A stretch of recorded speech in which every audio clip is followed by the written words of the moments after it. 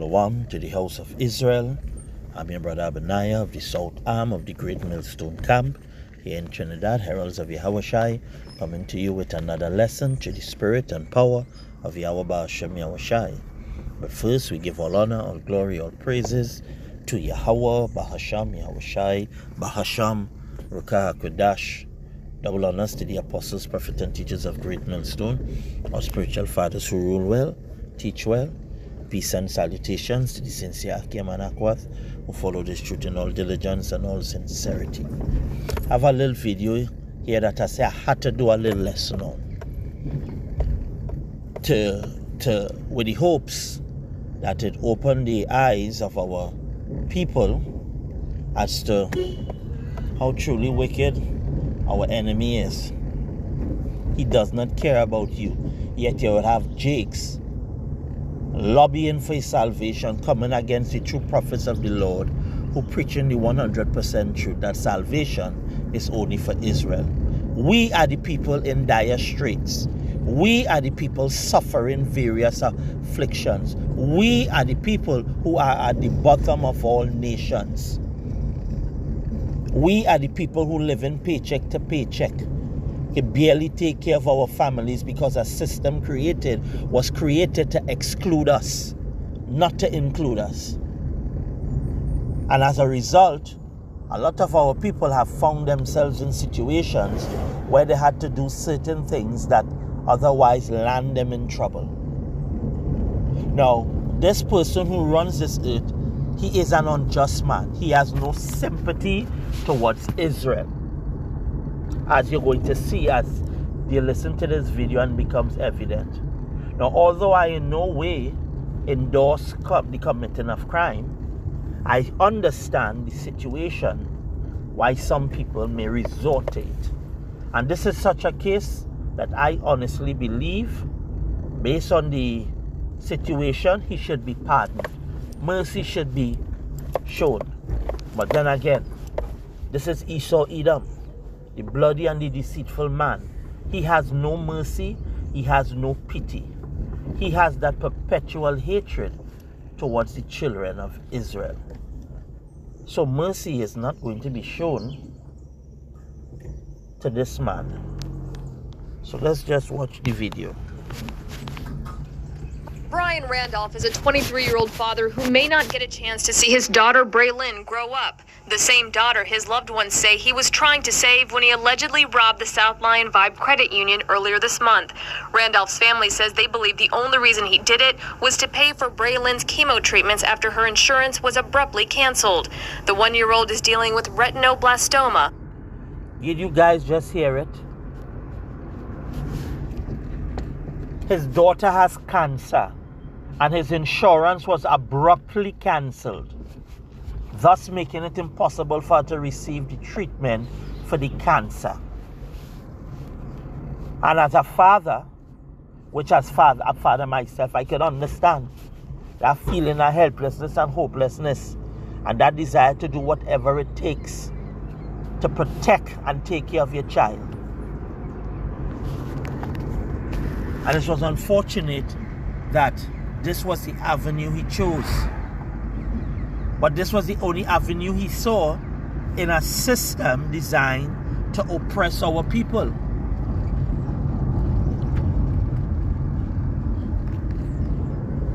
Right? Now, if this man was in this truth, following this truth, he may have taken a different course of action. You know? But nevertheless, although I don't condone it, we understand it. Because we are the people at the bottom of all nations suffering these afflictions. Let's continue. A form of eye cancer. Randolph's bond is $500,000. His attorney tried to get it reduced, but the judge said no. Just today, Braylyn's mom wrote this post saying, in part, as the world knows, my daughter's father is in jail for bank robbery. To some of the world, he is a monster, but to us, he is a father who wanted to protect his daughter. He did interview for jobs, called the state. You know what's funny? When the white man, Esau Edom, commit atrocities, he is not viewed as a monster, you know. It's always a justifiable reason why he does the things he does. Sympathy is poured out. For instance, that Edomite cop who entered the wrong apartment, which she should have known was the wrong apartment, and shot a guy in his underwear in his living room to death. When she started to cry her crocodile tears, who you had? You had Jakes coming over to comfort her. She wasn't a monster. All the other persons that were unalive by these people who suffered various forms of affliction from them, people sympathize with them. Here it is, a father at the end of his rope, feeling that there was no way out, no other alternative, because his insurance was abruptly cancelled. Thus, his daughter could not receive the treatment needed for that cancer in the eye, and he did something that he felt was the only way. His lawyer petitioned for a reduced bail, and the judge said no. And as you're hearing, he went looking for other jobs. It's not like he just sat down there waiting for a handout. And this is the type of people that they are, that run this world. There is no mercy and no sympathy. Right? Let's just finish and then we are going to the precepts. Worker for the insurance, nothing. He went out alone, not telling anyone, and unarmed robbed a bank. Police say Randolph indicated he had a gun but never showed one. He's expected back in court in 1 week. As for little Braylon, loved ones say she has a doctor's appointment next week and will need more chemo within the month. And Braylon's mom telling us this afternoon that she finally got a call back from the insurance company. She was told the insurance was canceled because she didn't renew that policy once Braylon turned 1. Braylon's mom claims she wasn't notified that was necessary, and she tells us she's still trying to get that coverage back. Let's see how these people is. When all of that could have been done before the father felt that needed desperation to do what he did. And they said he didn't even have a gun. Yet the judge is showing the book of, you see, this is the thing. And this is why we're going to show them no mercy. This is why Yahweh Ba'ashem Yahushua is going to show them no mercy. They are the most unmerciful people on the face of the earth. Yet they want mercy from Yahweh Ba'ashem Yahushua for their atrocities. We were not the ones who had you in slavery. We were not the ones who this. We were not the ones who that. All sort of excuses, yet they benefit from the same system set up to oppress us. That is still oppressing us. Let's go to the precepts. And you know I had to go to the curses.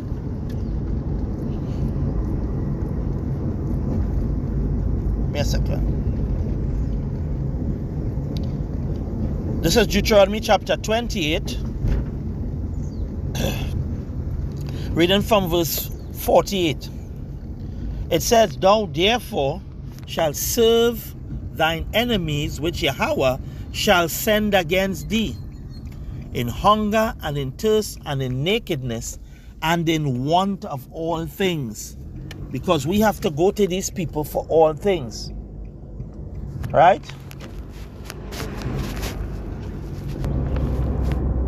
So like here for that pause, folks.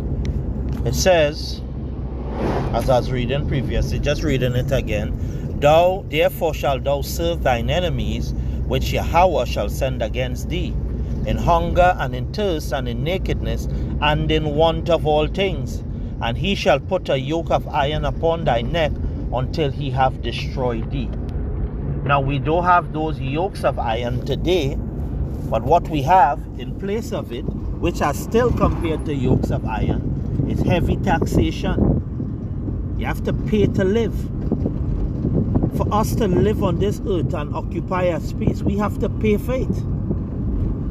And more often than not, we don't have the money to do so. So as a result of low income earning, as a result of being who we are, you will see certain things, because in America, if you don't have health insurance, they don't treat you. You could come in the hospital dying and they ask for health insurance and you don't have it. They're going to put you outside to die. They have done it. Thousands of times they have done it. So imagine this father's desperation that his 1-year-old daughter has this cancer in her eye. her life hanging in the balance as well as her sight. Coming and have your insurance cancelled. Right? Trying to find jobs. Can't find any. And be forced into this situation, doing whatever it takes to save his child. Now, unfortunately, as I said, this system has no mercy towards our people. This is verse 49. Yahweh shall bring a nation against thee from far, from the ends of the earth, as swift as the eagle flieth. A nation whose tongue thou shalt not understand. A nation of fierce countenance, which shall not regard the person of the old, nor show favor to the young. So they couldn't care less that this was a father desperate, being placed in a situation where this seemed like the alternative, because he did try other alternatives. He did try, and only after the story became highlighted, it seems the insurance company contacted the mom to say she was to renew or update the insurance when the child turned 1 year old. And the mother indicated she was never told any such thing. She was not aware of that. But again, they will always say, it's your fault.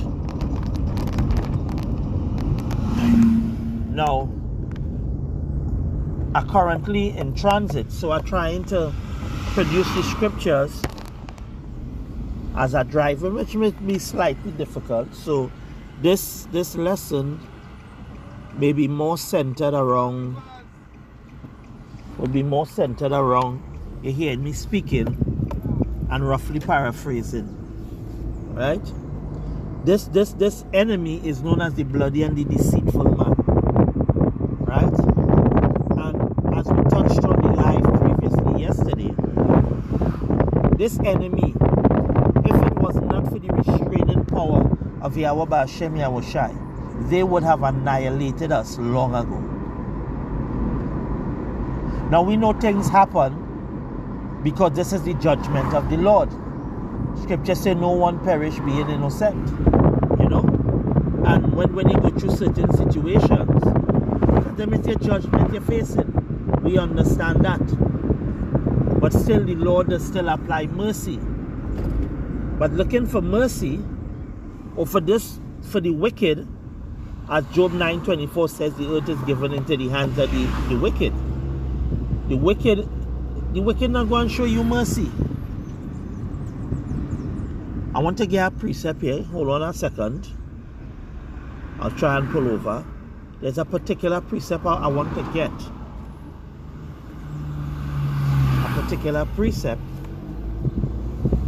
talking about the laws, and they hold themselves not guilty, because if this was a so-called Edomite father who did this, there would have been an outpouring of sympathy for him as a result. Because there was a father who caught someone sexually assaulting his son, and he beat that person within an inch of his life. You think the father served any jail time? You think he was chastised and told, well, you're guilty of a crime. You're guilty of a crime, so you have to face the full brunt of the law? No. Praise was heaped upon him. Praises was heaped upon him. And I am not upset that the father did what he did to protect his son. But why understanding was applied to that situation and not to a situation where a father was desperate, his insurance was cancelled abruptly, no explanation, no reason, because the insurance company could have said, well, here what? You need to file this form over in the child so the insurance, the coverage could continue. No such dialogue or anything was relayed to the family. And let me be real, this didn't take a period of 24 hours. Because when you listen to the story, the dad was looking for jobs. He tried to get the insurance reinstated. It was rejected. Understand? Let me get Let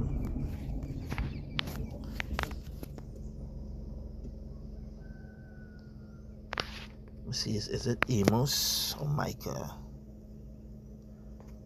Give me a second here. Micah chapter 2. Let's see.